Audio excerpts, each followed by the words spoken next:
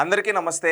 జోగి రమేష్ ఎంత పెద్ద వెదవో, ఆయన చేసిన అరాచకాలు ఎలాంటివో ఆంధ్రప్రదేశ్ రాష్ట్ర ప్రజలందరూ చూశారు. ఈరోజు వాళ్ళ సతీమణి గారు వచ్చి ఆయన గురించి అమాయకంగా అంటూ ఉన్నారు. ఆమె ఏమంటుందో మనం ఒకసారి చూసి తర్వాత ఆమె గురించి మాట్లాడదాం. ప్లీజ్ బీసీ బలహీన వర్గాలారా, ప్లీజ్ నా భర్తని మమ్మల్ని కాపాడండి. ప్లీజ్ ప్లీజ్ ప్లీజ్ మిమ్మల్ని వేడుకుంటున్నాను. చూడండి, వారు అరాచక పాలన చూడండి. మనుషులు అన్నది మర్చిపోయి రాక్షసంగా ప్రవర్తిస్తున్నారు, రాక్షస పరిపాలన సాగిస్తున్నారు. ఈ మాట్లాడింది విన్నారు కదా అమ్మా. మీరు వయసులో పెద్దవాళ్ళు, మీకు అన్నీ తెలుసు. ఈరోజు మీరు ఇంత ప్రాధేయపడుతున్నారే ప్లీజ్ ప్లీజ్ ప్లీజ్ అని. అమ్మా, ఒకటి కర్మఫలం అనేది ఉంటుందమ్మా, అది గుర్తుపెట్టుకోండి అమ్మా. ఒకటి, మీరు ఈరోజు ఇంత ప్లీజ్ ప్లీజ్ అని అడిగేది మీరు గత 5 ఏళ్లకు ముందు మీ భర్త గారిని అదుపులో పెట్టుకుంటే ఈ బాధ వచ్చుండదు కదమ్మా.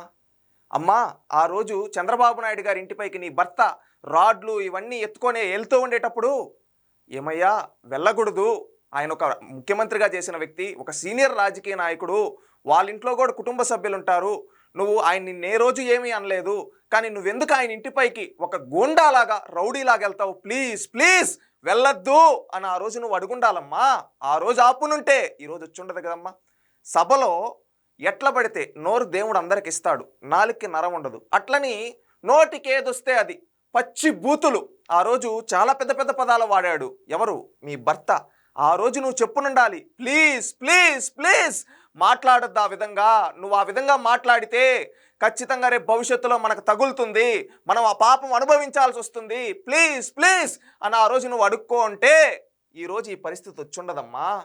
మీరు రాక్షస పాలన అంటున్నారు. గతంలో ఒక అమాయకుడు నువ్వు ఈరోజు బీసీ అనే కాట తీస్తున్నావు కదమ్మా. ఒకప్పుడు అదే బీసీ గౌడ సామాజిక వర్గానికి సంబంధించిన ఒక చిన్న పిల్లవాడు అమర్నాథ్ గౌడ్ చనిపోయినప్పుడు నీ భర్త కులాలు ఎందుకు వస్తాయన్నాడు. ఆ రోజు నువ్వేమని ఉండాలి తెలుసా? ప్లీజ్ ప్లీజ్ మన కులం వాడయ్యా, అక్కడ చంపేశారు, చంపినోడు రెడ్ అంట, నువ్వు జగన్మోహన్ రెడ్డి దగ్గరికి వెళ్ళి అతనికి శిక్ష పడే విధంగా చెయ్యి, మన కులం వాడికి న్యాయం చెయ్యి అని ఆ రోజు నువ్వు ప్లీజ్ ప్లీజ్ అని అడుగునుంటే బాగుంటుందమ్మా.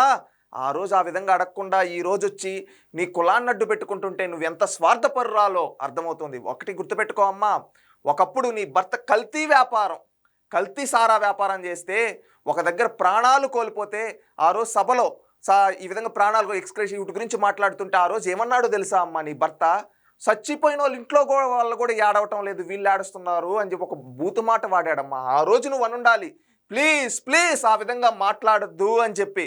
అదేవిధంగా సభలో పవన్ కళ్యాణ్ గారి గురించి, అదేవిధంగా లోకేష్ గారి గురించి, చంద్రబాబు నాయుడు గారి గురించి నోటికి ఏది వస్తే అది, నోటికి అద్దు అదుపు లేదు కదని ఏది పడితే అది మాట్లాడేటప్పుడు ప్లీజ్ ప్లీజ్ మాట్లాడద్దు అని ఆ రోజు నువ్వు అడుగుండాలమ్మా.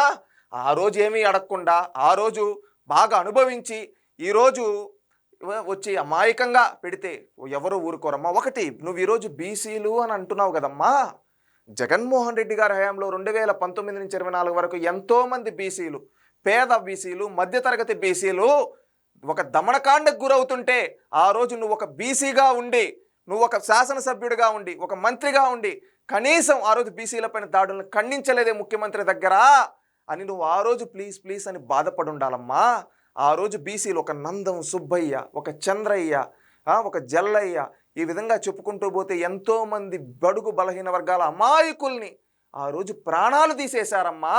మీ జగన్మోహన్ రెడ్డి గారు ఉండేప్పుడు రాక్షస పాలనలో ఆ రోజు ఒక బీసీగా నువ్వు ఎదిరించునుంటే ఈరోజు నీకు ఆ రోజు పదవులు అనుభవించి బీసీలని దగ్గరకు కూడా రానియకుండా బీసీ చావుల గురించి వ్యంగ్యంగా మాట్లాడి బీసీలని తక్కువ చేసి మాట్లాడి ఆ రోజు అహంకారపూర్వితంగా ఆ రోజు ఉండి ఈరోజు మీరు చేసిన తప్పులకి, మీరు చేసిన కల్తీ సారా వ్యాపారం వల్ల ఎంతోమంది ప్రాణాలకు, అలాంటి వాళ్ళ ప్రాణాలు ఉసురు తగిలి ఈరోజు మీ పైన కేసులు పెడితే నోరు అడ్డు అదుపు లేకుండా మాట్లాడితే ఇలాంటి సంఘ విద్రోహ శక్తులు, రెచ్చగొట్టే వ్యాఖ్యలు, సమాజంలో హేయమైన చర్య అని నీ పైన చట్టబద్ధంగా కేసులు పెడితే ఈరోజు నువ్వు కులాన్ని తీసుకొని వస్తున్నావంటే మీరెంత దిగజారిపోయి ఉన్నారో ఈరోజు రాష్ట్రంలో ఉండే ప్రతి ఒక్కరు ఆలోచిస్తున్నారమ్మా.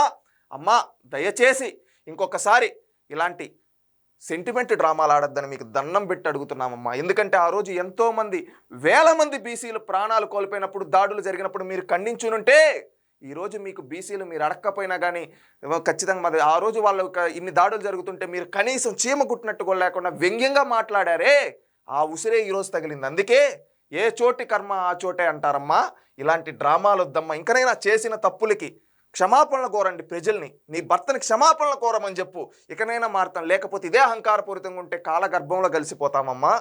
తెలుసుకోండమ్మా.